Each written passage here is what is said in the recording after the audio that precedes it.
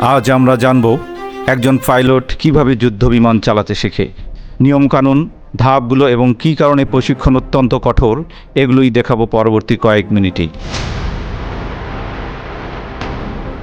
জীবনে একজন যুদ্ধবিমানের পাইলট হওয়ার পথ ধাপে ধাপে গঠিত। প্রথম ধাপ প্রাথমিক বাছাই। বয়স, উচ্চতা, দৃষ্টি, শারীরিক ফিটনেস ও মানসিক স্থিতিশীলতা পরীক্ষা করা হয়। মেডিকেল, আইকিউ এবং সাইকোলজিক্যাল টেস্ট একজন প্রার্থীর লাইসেন্সে এগুলো বাধ্যতামূলক। পাশ হলে আসে গ্রাউন্ড ট্রেনিং। এখানে শেখানো হয় নেভিগেশন, আবহাওয়া বিশ্লেষণ, অ্যাটিটিউড ও map reading, air traffic control signal. ক্লাসরুমের পাশাপাশি সিমুলেটেড কেস স্টাডিও চলে। এরপর ফ্লাইট সিমুলেটর ট্রেনিং।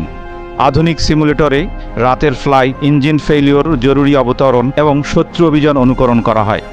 এখানে ঝুঁকি শূন্য রেখে কঠিন পরিস্থিতিতে সিদ্ধান্ত নেওয়ার অনুশীলন হয়।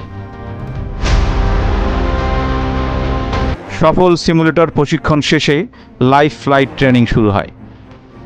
প্রথমেই ছোট ট্রেনার বিমান, যেমন K-8W দিয়ে পাইলট ধাপে ধাপে উচ্চ ক্ষমতার জেট F-7 বা Yak-130 চালানো শেখে। এখানে আকাশযুদ্ধ কৌশল বা dog fight, target lock on ও বোমা মিসাইল নিক্ষেপের মৌলিক নিরাপত্তা পদ্ধতি অনুশীলিত হয়। অবশেষে অ্যাডভান্সড ট্যাকটিক্যাল ট্রেনিং। সমুদ্র ও সীমান্তের উপর কৌশল ভিত্তিক ফ্লাই, ফরমেশন উড্ডয়ন, রাডার এড়ানো কৌশল ও যৌথ অপারেশন অনুশীলন করা হয়। এ পর্যায়ে একাধিক প্ল্যাটফর্ম ও সেনাবাহিনীর সঙ্গে সমন্বয় শেখানো হয়। চ্যালেঞ্জ এবং নিরাপত্তা।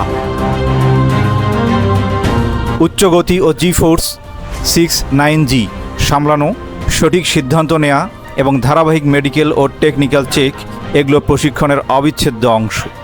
নিয়মিত রক্ষণাবেক্ষণ ও সর্বোচ্চ সিমুলেটর রিয়েলিটি ছাড়া ঝুঁকি বাড়ে। বাংলাদেশ বিমান বাহিনীর প্রধান প্রশিক্ষণ কেন্দ্র যশোর বাংলাদেশ এয়ারফোর্স একাডেমি। প্রাথমিক ট্রেনিং K-8W ট্রেনার দিয়ে, উন্নত প্রশিক্ষণে F-7 ও Yak-130 মডেল ব্যবহৃত হয়। আন্তর্জাতিক সহযোগিতায় চীন ও রাশিয়ার সঙ্গে ট্রেনিং হয় ও অভিজ্ঞতা বিনিময় করা হয়। সংক্ষিপ্তভাবে, যুদ্ধবিমান পাইলট হওয়া মানে কঠোর নির্বাচন, দীর্ঘমেয়াদী প্রশিক্ষণ, উচ্চমানের সিমুলেটর ও নিয়মিত ফ্লাইট অনুশীলন। পাশাপাশি নিরাপত্তা এবং মেইনটেনেন্স শৃঙ্খলা না থাকলে জীবন ও সম্পদের জন্য বড় ঝুঁকি তৈরি হয়।